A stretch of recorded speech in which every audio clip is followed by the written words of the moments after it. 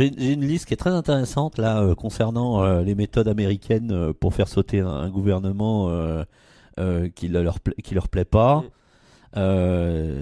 Donc j'aurai l'occasion de faire la liste tout à l'heure. Mm. C'est très intéressant. On voit très nettement qu'il y a pas mal de cas qui sont rentrés dans cette Mm. définition-là autour de la planète, des Ouais, coups d'État et compagnie, quoi. on peut même l'aborder tout de suite, hein. Bah, On voilà, est- je vais lire le texte, hein, tout simplement. Les 12 étapes employées par les USA pour changer un régime dans un pays qui menace son hégémonie. Premièrement, envoyer des agents de la CIA, du MI6, du MI6 anglais, et d'autres officines vers le pays cible, comme touristes, ou étudiants, ou volontaires, ou hommes d'affaires, ou encore journalistes. Deuxièmement, lancer des ONG estampillées humanitaires, luttant pour la démocratie et les droits de l'homme, afin d'attirer des promoteurs de la liberté et des idéaux supérieurs. hein, c'est un petit peu le. Vous voyez, on a cité juste deux points sur les 12. Et déjà, lancer des ONG comme ça humanitaires avec des agents, tout ça, c'est clairement ce qui est arrivé pour le printemps arabe. Oui, Hein, absolument. au nom de la démocratie, on envoie Blackwater, on envoie. Voilà.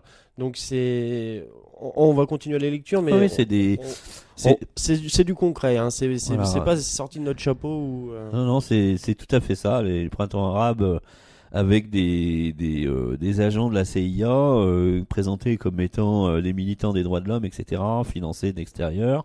Il faut suivre la piste de l'argent. C'est très intéressant d'avoir cette lucidité-là. Il faut suivre la piste de l'argent. Qui est le financeur et c'est quoi son but? On retrouve bien souvent. Toujours les hein, mêmes. Ouais, c'est ouais. toujours les mêmes. Ouais. On arrive toujours aux mêmes mains. Un certain Georges Soros, c'est souvent la main dans le pot de confiture à ce niveau-là.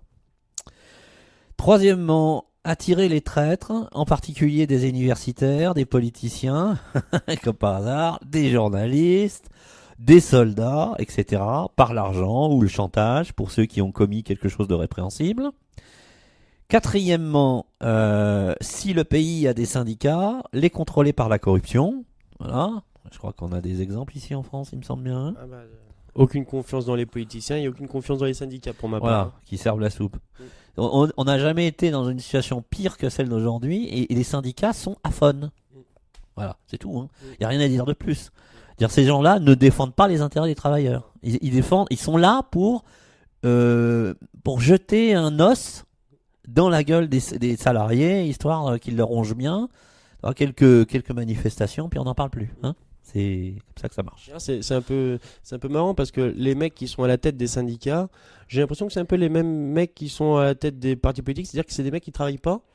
Ouais, Hein, ouais, mais ouais, mais ouais. ils sont là, soi-disant, pour défendre les intérêts communs. Et puis. Des fonctionnaires, hein, une forme, mais il n'y a pas de connotation négative dans ma bouche quand je parle de fonctionnaires, mais il y en a une quand j'explique, quand je qualifie ces gens-là de fonctionnaires, c'est-à-dire qu'ils ils ne savent pas ce que c'est que travailler, hein, parce que il n'y a pas si longtemps, les postiers étaient des fonctionnaires et pourtant ils se levaient à des horaires absolument très difficiles à gérer sur le plan de la santé. Ils faisaient du vélo, des fois à des températures difficiles à supporter. Mais au moins ils bossaient eux. Voilà. Alors que ces gens-là ne bossent pas. Ils savent juste gérer la communication et ils tirent le management. voilà, le management, et ils tirent des petits bénéfices secondaires de tout ça, quoi.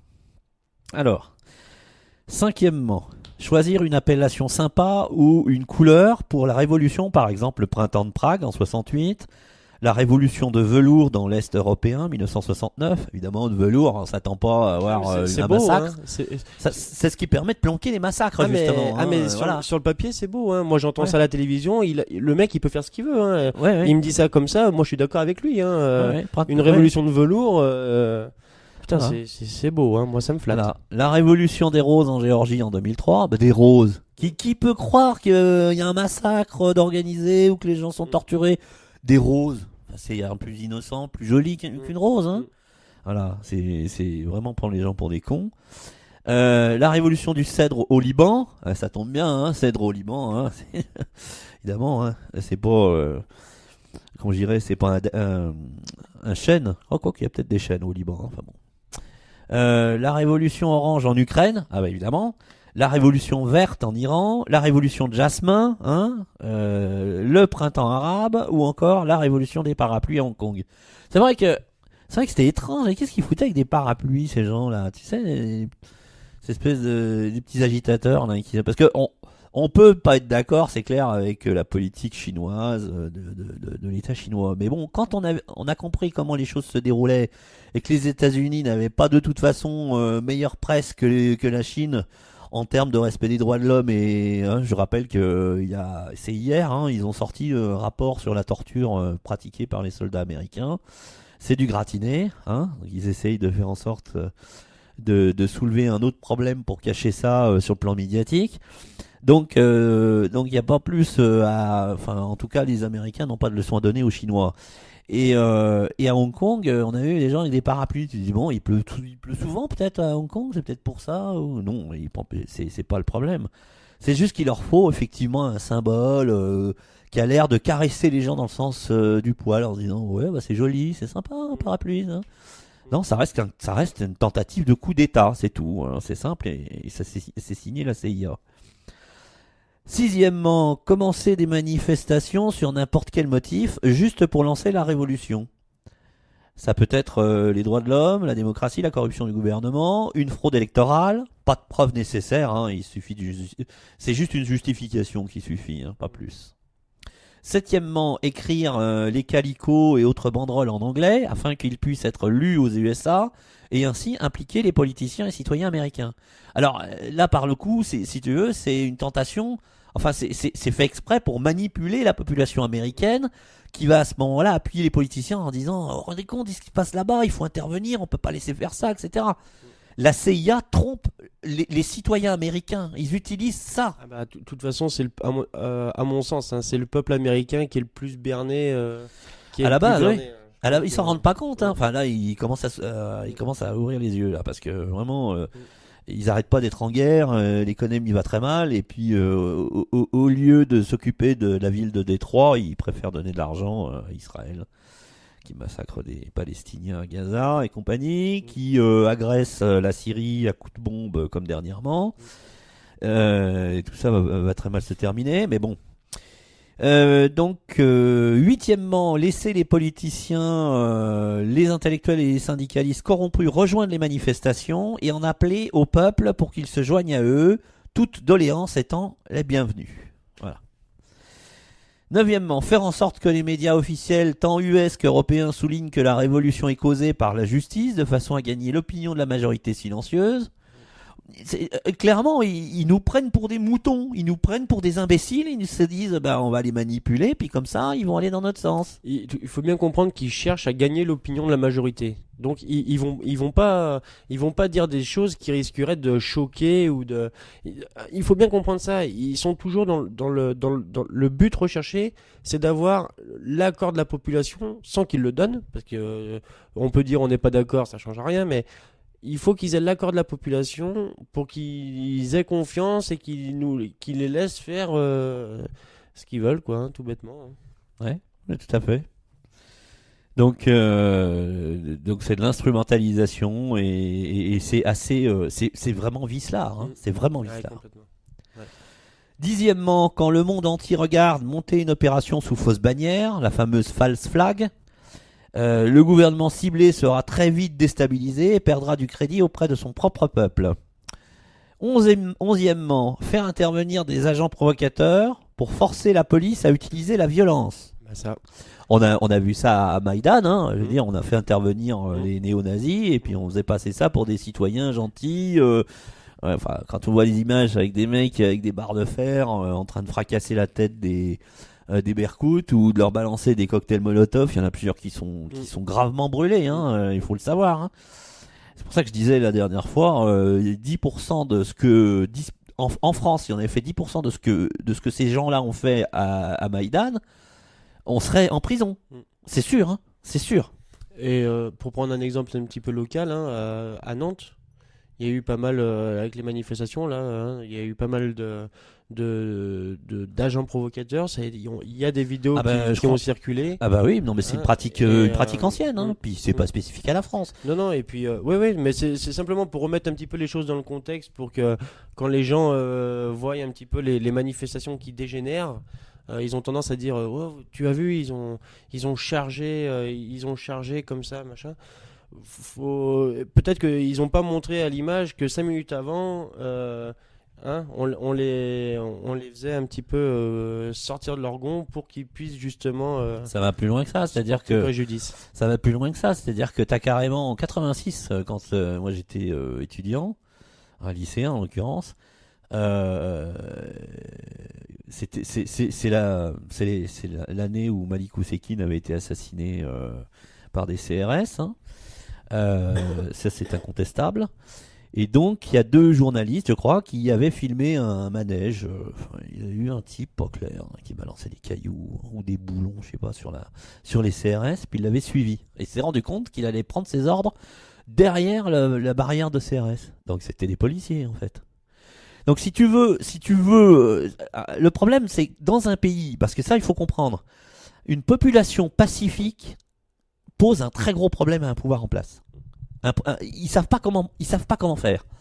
Des gens qui s'assoient par terre, qui bougent pas, qui disent rien, qui ont des pancartes de protestation, mais qui n'agissent pas violemment, c'est extrêmement compliqué à gérer. Ils savent pas faire. Alors ils vont créer la violence et après ils vont faire avec. Les médias sont évidemment complices dans l'affaire, hein. C'est pour ça que c'est très important d'avoir des médias libres et des médias même extérieurs qui peuvent avoir un regard différent. Et qui va montrer ce que le média local leur a dit. Non, mais c'est eux, ils ont agressé les manifestants là, ils étaient méchants, les CRS étaient gentils. Un peu comme la manifestation pour la Palestine. Ah oui, Hein, oui, quand- c'est ça. Quand Ouais. on voit que tout le monde saccage tout, ils oublient de montrer un petit peu les provocations de la LDJ. Absolument. Alors il y en a qui ont dit, ils prétendaient que dans la manifestation, il y a des gens qui criaient mort aux juifs.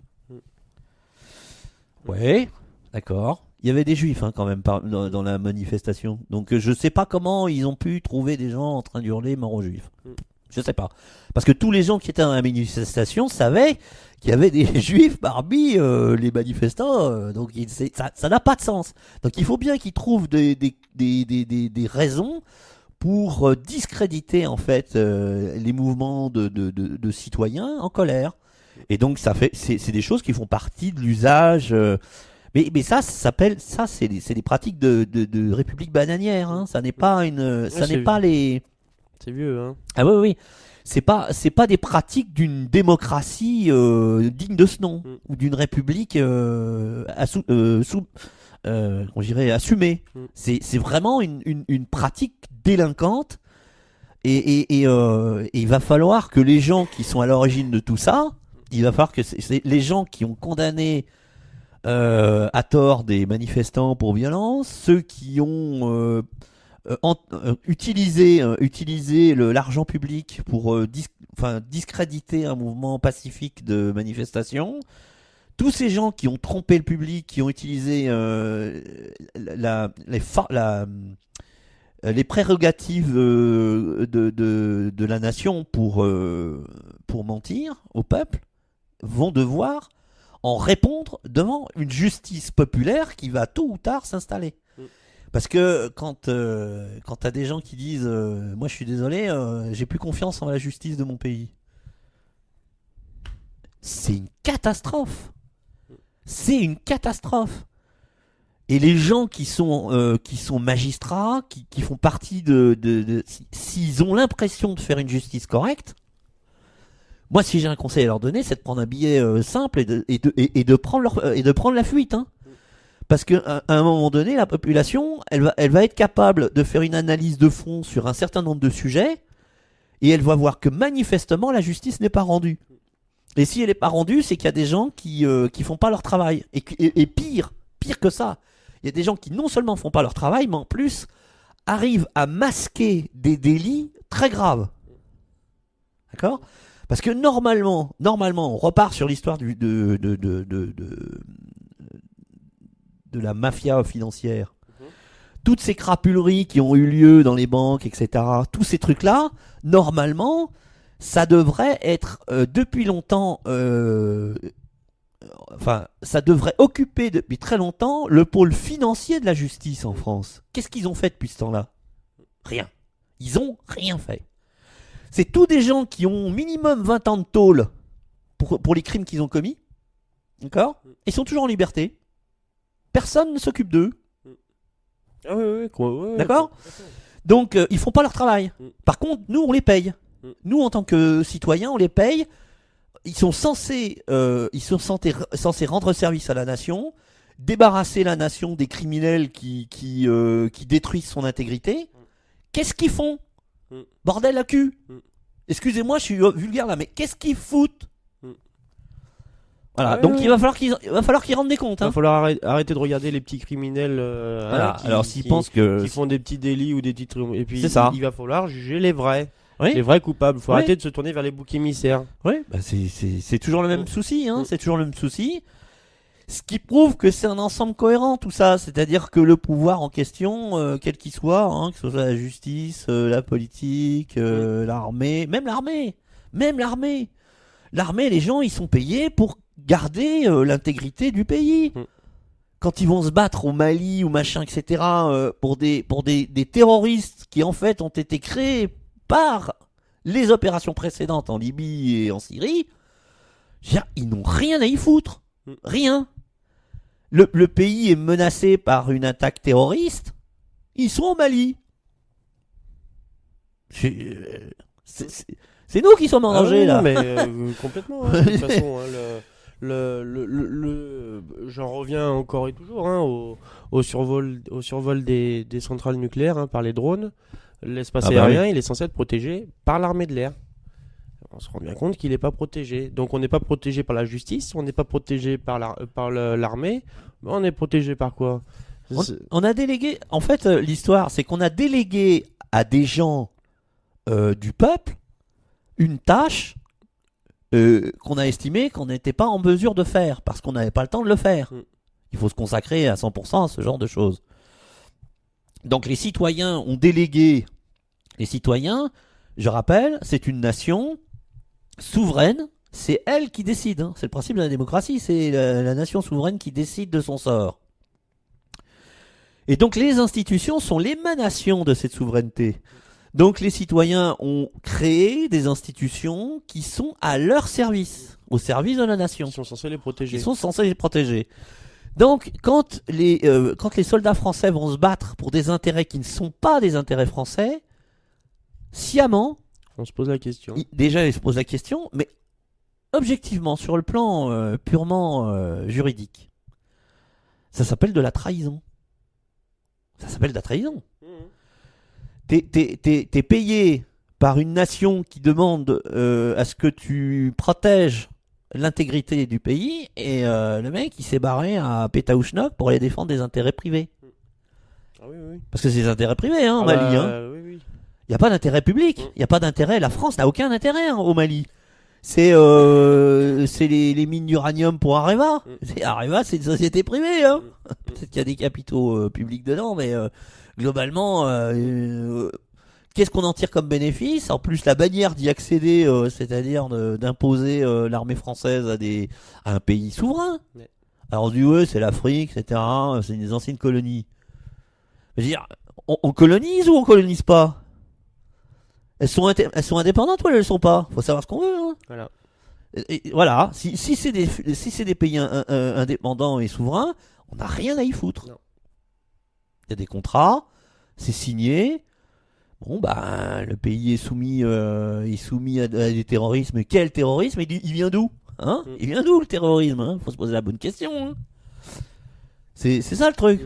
C'est comme le terrorisme en Syrie, il vient d'où? Financé par la France, les États-Unis, Israël, etc.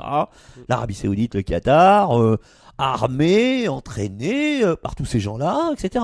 Il vient de là, le terrorisme. Il vient pas de la planète Mars. Hein. Ah, il sort pas d'un chapeau. Hein. Voilà, ça sort pas d'un chapeau. Ouais, c'est pas un lapin. Hein. Donc, à un moment donné, si tu veux, faut arrêter de se foutre de la gueule du monde. C'est tout. Et ces gens-là, ils sont responsables de l'état dans lequel se trouve la France aujourd'hui, du fait de l'abandon manifeste de leur mission première. Complètement. D'accord ? La protection de l'intégrité de la nation. Ils ont trahi La nation. Un officier supérieur qui dit ouais, bah c'est bon, moi j'ai obéi aux ordres. Non, non.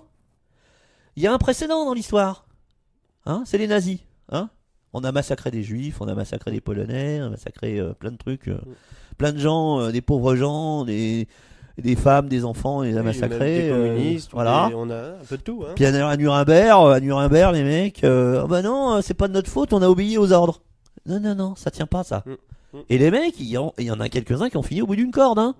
Malgré le fait qu'ils aient essayé de se servir de ça comme prétexte. C'est pas un justificatif. Hein. C'est pas un justificatif. Non, Et d'ailleurs, je pense que les exécutants devraient se poser de sérieuses questions, puisque a été votée une loi qui permet aux policiers, aux gendarmes, aux militaires de se retirer, c'est-à-dire de se dire moi, c'est un cas de conscience là, moi je suis désolé, je peux pas le faire, je le fais pas, je me retire. C'est plus considéré comme une insurrection. Oui, comme un abandon de poste. C'est plus considéré. Et ça veut dire quoi en fait? Ça veut dire que s'il y a des crimes qui sont commis avec des ordres officiels, hein, ça veut dire que le mec qui prend, c'est pas le mec du haut, c'est le mec du bas. C'est celui qui a exécuté. Et lui, il va dire, oh, bah non, mais moi j'ai obéi qu'aux ordres. Ah ouais, mais attends, il y a une loi maintenant, hein, si toi t'as tué, c'est toi qui es responsable. Parce qu'ils savent se défausser, hein, en haut. Hein. Ils savent se défausser, hein, faut pas non plus... Alors les couilles molles, ils sont pas couilles molles à moitié, ils le font complètement. Hein. C'est-à-dire ils s'arrangent pour qu'ils aient le moins de problèmes possible. Hein. Trahir, mais trahir tranquillement, quoi. Trahir sans avoir de conséquences. Tu vois, je veux dire, faut pas chercher des gens courageux, hein, chez les traîtres. Hein. C'est des gens qui, par définition, ils font tout pour que ce soit les autres qui prennent à leur place. C'est bien ce qu'il est défini comme traître. Hein. Oui, aussi, absolument.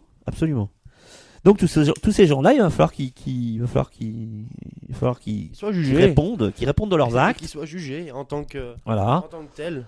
Les soldats à tuer des innocents, la justice de s'abstenir de juger des grands criminels, des grands coupables, pour s'attaquer à des petits délinquants, qui sont souvent délinquants pour des questions économiques. Donc forcément, là c'est pour manger, hein, c'est pour payer le loyer, c'est des trucs basiques. Hein. Quand on voit l'espérance de vie des SDF, il y a quand même des soucis à se faire. Hein. Celui qui sait pas comment il va finir la fin de mois... et qui vient de recevoir un avis d'expulsion, je veux dire, il sait que quelque part, ça aussi c'est très important de comprendre, hein, c'est-à-dire qu'au-delà de l'escroquerie financière des banques et compagnie, il y a le fait que normalement, en justice, tu blesses quelqu'un, t'es responsable de ce que t'as fait à la personne. Donc il peut porter plainte, dire voilà, il m'a blessé, j'ai une balafre là. Conséquences psychologiques et tout, bon, il peut recevoir des indemnités pour ça. Mais quand quelqu'un est viré de chez lui, d'accord, alors que la nation peut se porter à son secours d'une manière efficace. Donc après, ça dépend des décisions politiques, on est d'accord. Hein. Quand quelqu'un est viré de chez lui, qui tombe malade, et que même le froid finit par le tuer, à l'âge de 50 ou 55 ans, alors que son espérance de vie est de 75 ou 80 ans, qu'est-ce qui se passe? C'est bien une blessure, ça, non? C'est bien une blessure. Il n'est pas mort naturellement. La mort naturelle, c'est quelqu'un qui meurt dans son lit, de vieillesse. D'accord? Ou d'une maladie qu'il a provoquée parce qu'il a trop fumé. Encore que ça, déjà, ça reste même discutable. Hein. Parce que les produits qui à l'intérieur dont on connaît pas l'existence ou en tout cas dont on connaît pas la nocivité font que ça rend dépendant. Donc ils savent jouer avec ça. Mais typiquement, si quelqu'un qui est éjecté de son appartement se retrouve dehors avec des températures glaciales, parce qu'il faut savoir que le 115 il est saturé aujourd'hui. Hein. Il n'y a pas de neige là. Hein. On n'a même pas dépassé le zéro, hein, pratiquement. Hein. Nulle part, hein, quasiment. Hein. C'est inquiétant. Hein? C'est très inquiétant. Ça veut dire que quoi? Ça veut dire que l'État, les gens qui sont les dirigeants ne sont pas capables de s'occuper de cette population. Pas capables ou parce qu'ils ne veulent pas. Parce qu'ils estiment que c'est des déchets. Voilà. Parce qu'ils nous considèrent comme des déchets. Donc eux, ils sont sortis du système avant nous. Bon, bah, ils ont qu'à crever au fond d'une forêt dans un sac poubelle En silence. en silence. Voilà, c'est à peu près ça, quoi. Mais ça s'appelle une blessure. Tu vois?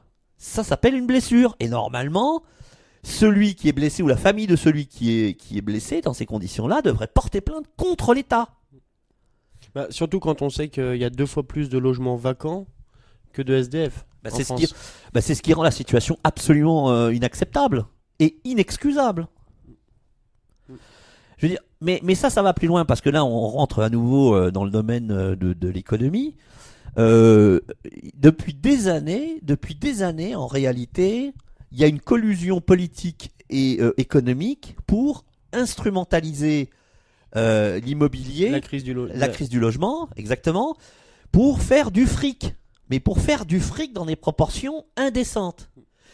Et moi, ça me rappelle un communiqué, enfin une information qui avait été donnée il y a quelques années, qui en disait long, et qui disait qu'en réalité, il y avait une enquête qui avait été faite, et ils s'étaient rendu compte qu'ils avaient trouvé énormément d'argent sur les comptes en banque des organismes d'office d'HLM, enfin tous ces financiers ces comptes qui finançaient les constructions de logements sociaux.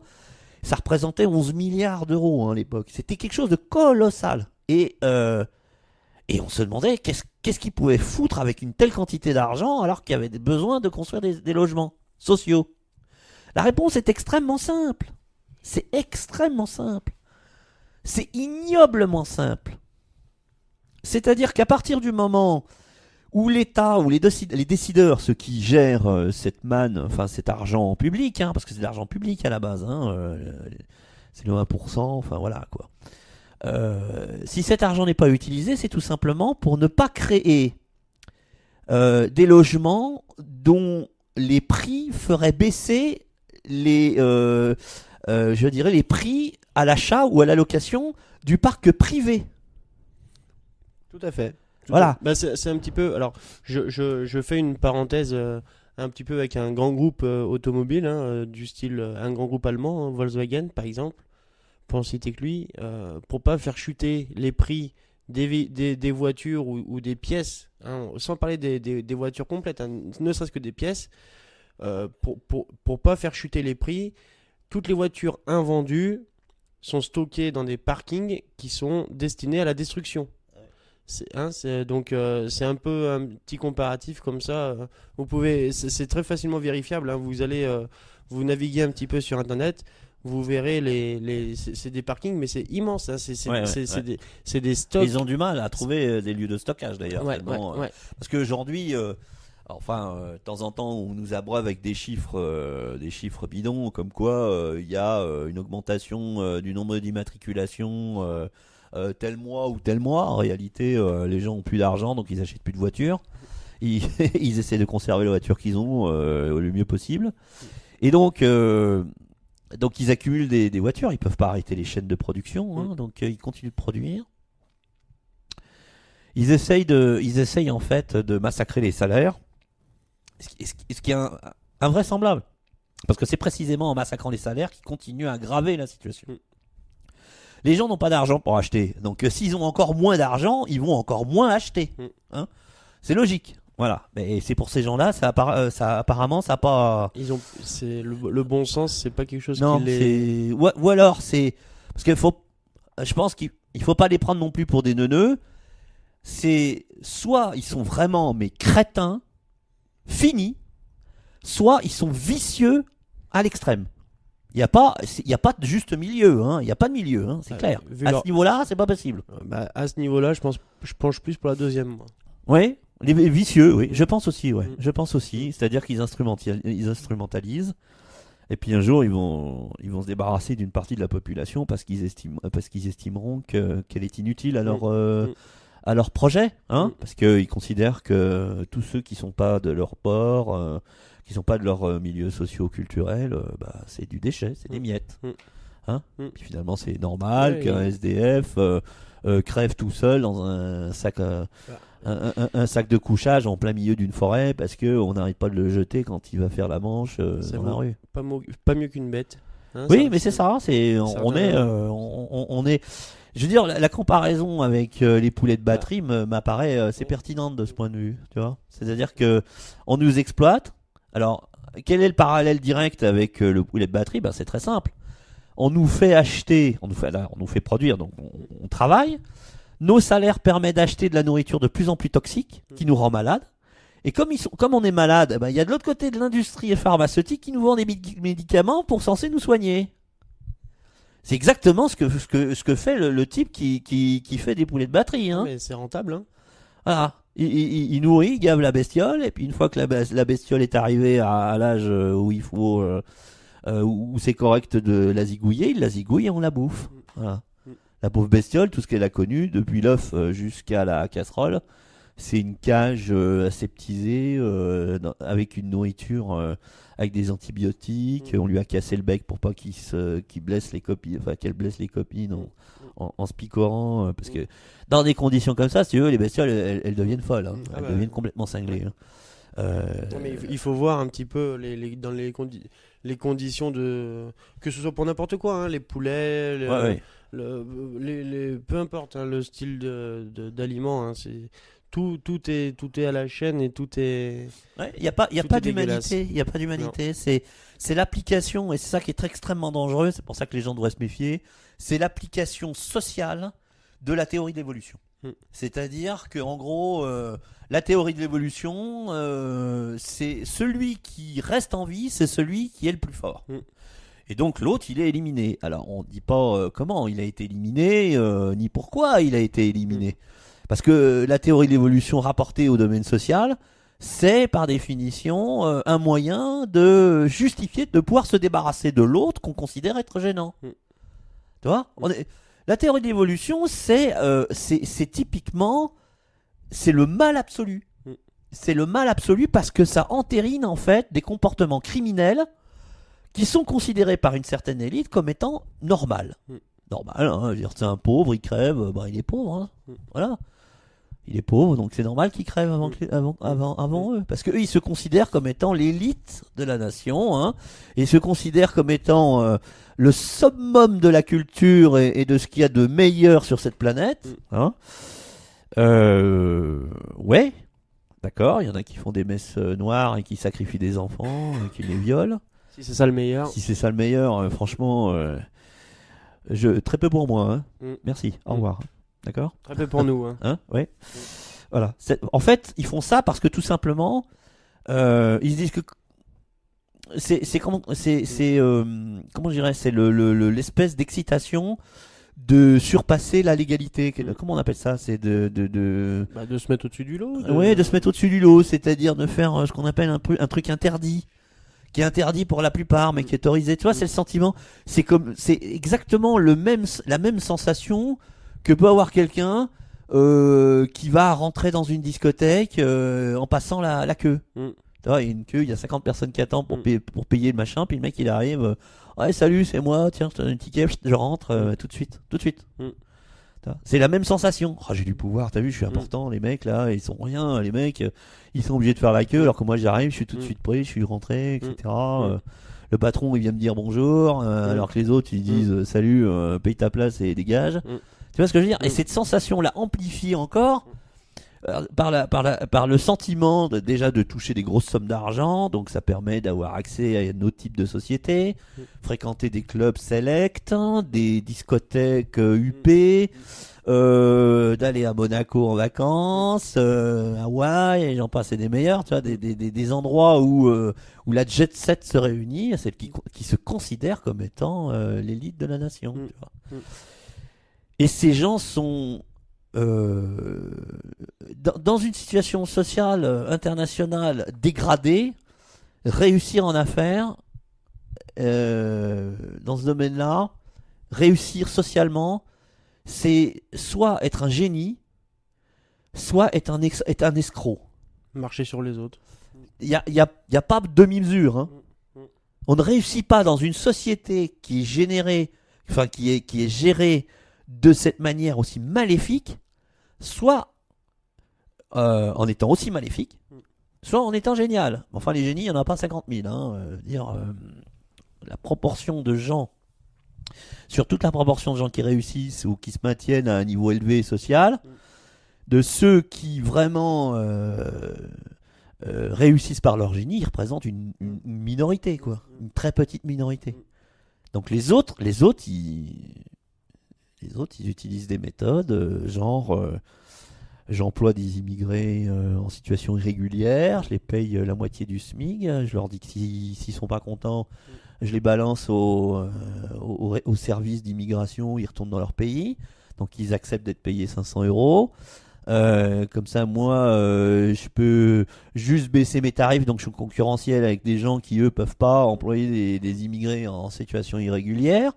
Et puis tout le bénéfice, c'est moi qui me le mets dans la poche. Tu vois. Ouais, C'est complètement. tout ça. C'est une chose pareille.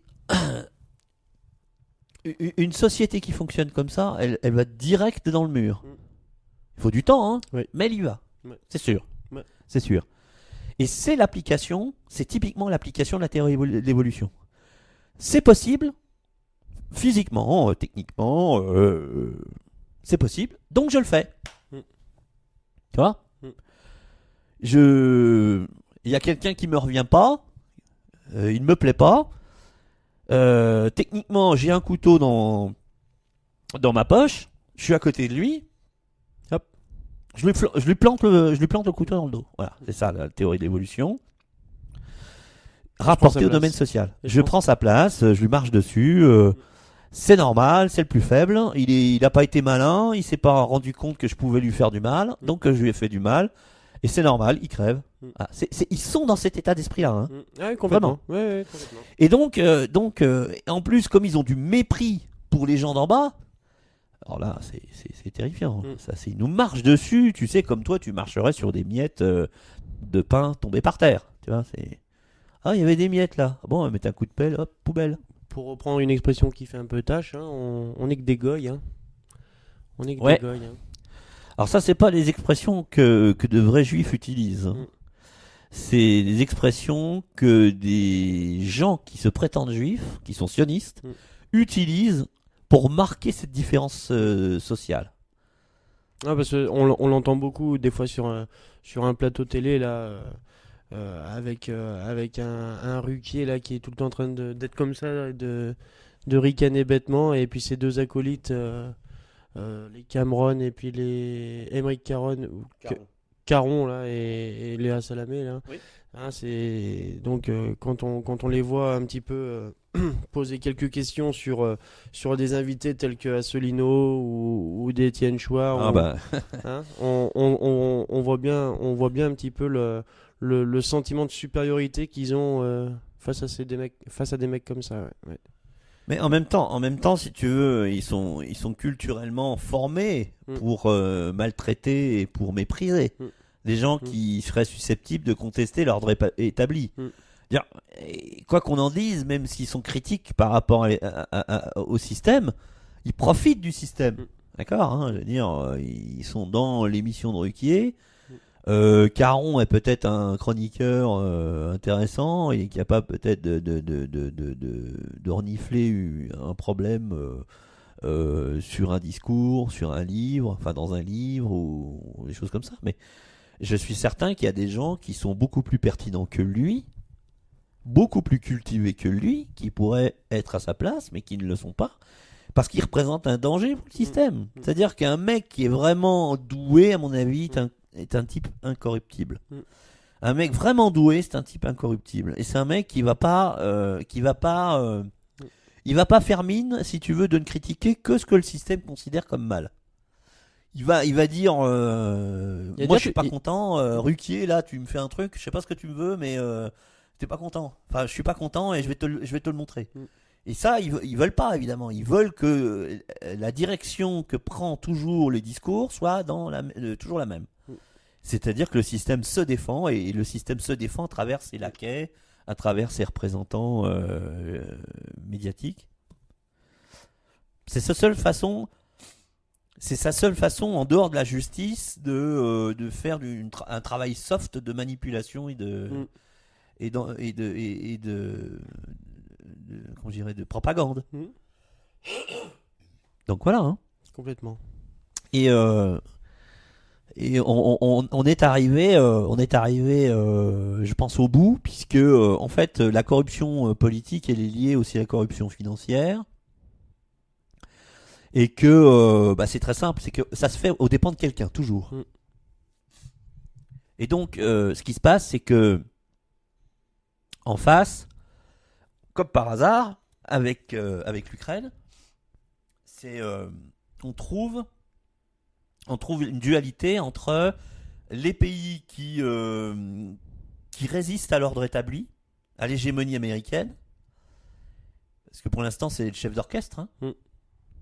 Et puis donc les pays qui sont les soubrettes des États-Unis, hein, parce que le gouvernement du pays en question est complètement inféodé aux intérêts financiers américains, hein, comme en Angleterre par exemple, maintenant. Et donc, il y a une dualité qui se crée. C'est-à-dire que le problème de l'élite, c'est qu'elle ne se rend pas compte qu'à force de taper sur n'importe qui pour garder ses privilèges, elle finit immanquablement par taper sur des gens qui ont les moyens de lui faire regretter amèrement. Et les Russes et les Chinois font partie de ces gens qui peuvent leur faire regretter amèrement ce genre de politique. Et ils vont s'en rendre compte très vite, puisque maintenant les Russes et les Chinois ont compris que les Américains avaient absolument pas l'intention de les compter parmi les pays qui comptent, si je puis dire. Donc, ok, c'est sans nous, d'accord. Ok, donc il n'y a aucune raison qu'on soit avec vous. C'est clair, hein. Les Russes, les Chinois, on leur a dit... vous vous soumettez ou on vous écrase. Bon, se soumettre, pourquoi? C'est hors de question. Bon, on va vous écraser. Eh ben, nous écraser, non? Pourquoi? Il est hors de question qu'on accepte ça. Voilà. Oui, mais... Et ça explique la raison pour laquelle on arrive à un stade où aujourd'hui, on a des États-Unis emmenés par un certain nombre de pays de l'OTAN qui menacent militairement la Russie et la Chine. D'abord la Russie. Et donc à un moment donné, ça va péter. Parce que malheureusement, moi je suis... mes propos peuvent être interprétés comme ceux d'un Cassandre. Mais malheureusement, vu l'analyse que j'en avais faite déjà la dernière fois, pour moi, il va y avoir un clash. Parce qu'il y a les élites financières qui voient même leur système s'effondrer. D'accord? Parce que le système était prédateur contre le système politique et économique russe et chinois. Et il n'y a aucune raison que les Chinois et les Russes acceptent d'être pillés comme ils l'ont été d'ailleurs. Hein. Les Chinois et les Russes au lendemain de la chute de l'Union soviétique, et puis les Chinois pendant à certains moments, c'était la guerre de l'opium. Les Chinois, donc c'est plus ancien, hein, c'est vachement plus ancien. Hein, ils se sont fait piller d'une manière éhontée par les puissances colonisatrices européennes d'origine. Et donc ces deux nations-là sont historiquement, les Russes c'est beaucoup plus frais, mais ces deux nations-là sont sensibilisées à l'idée qu'il n'y a aucune raison qu'ils acceptent d'être soumis à une autre nation. Parce que c'est la destruction de leur culture, de leur intégrité, etc. Donc il n'y a qu'une raison. L'ennui pour les Américains, c'est que l'arsenal nucléaire russe, c'est quand même pas, c'est pas une bagatelle. Hein. Et puis les Chinois, ils arrivent avec leurs toutes nouvelles armes qui évitent les systèmes de défense antimissiles américains. Donc on est dans le cadre d'une réponse retenue, mais une réponse musclée quand même. Hein. Oui, et puis je bascule sur un autre sujet, mais ça retend aussi vers ce que tu dis, c'est que pour passer à l'étape supérieure, ils ont besoin d'une guerre. De toute façon, Oui. quelqu'un qui veut la guerre, il l'obtient. Il trouvera forcément un prétexte. On sait qu'ils veulent la guerre. Hein, on sait ce qu'ils veulent, donc on aura l'occasion de l'aborder. Ils veulent la guerre pour se débarrasser des nations et des systèmes politiques et économiques des concurrents qui les empêche de mettre en place leur projet. Mm. Et donc c'est pour ça ils voulaient à un moment donné, ils voulaient détruire les Asiatiques. C'est-à-dire ils créaient carrément un virus qui ne s'attaque qu'aux Asiatiques. Donc les Chinois, ils ont évidemment pris connaissance de ça et ils se sont dit c'est pas possible, c'est pas possible. Et les Russes, ils ont bien compris que les Américains avaient essayé de les annihiler au lendemain de la chute de l'Union soviétique. Et puis il y a eu quand même des patriotes qui ont réagi en disant alors, c'est hors de question qu'on se laisse faire, donc on va arrêter ça tout de suite. Et c'est pour ça que Poutine est arrivé. Enfin, je veux dire, Poutine, il n'est pas arrivé tout seul comme ça, comme un grand au Kremlin. Hein. Parce qu'il y avait des gens autour de lui qui ont vu arriver les Américains avec leurs gros sabots. Comme je disais la dernière fois, ils sont pas idiots, les Russes. Hein. Ils ont eu de l'instruction. Hein. Ils ont une très très bonne instruction même. Donc ils ont vu arriver et il était hors de question que ça continue ce cirque-là.